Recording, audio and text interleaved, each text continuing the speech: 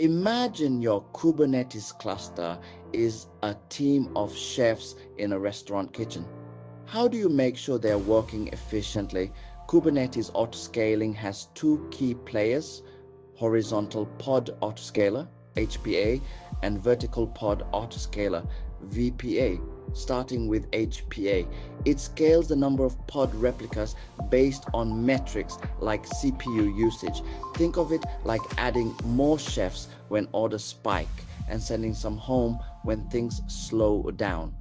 Perfect for web servers and distributed workloads. Now, VPA, it tweaks the CPU and memory resources of existing pods. Imagine a chef getting stronger tools to handle a busy night. VPA adjusts resources based on actual usage, which sometimes means restarting the pod. Ideal for apps that can be split across multiple instances. In a nutshell, HPA scales out by adding or removing pods, while VPA scales up by adjusting resources of existing pods. Both are crucial for keeping your Kubernetes cluster efficient and performant.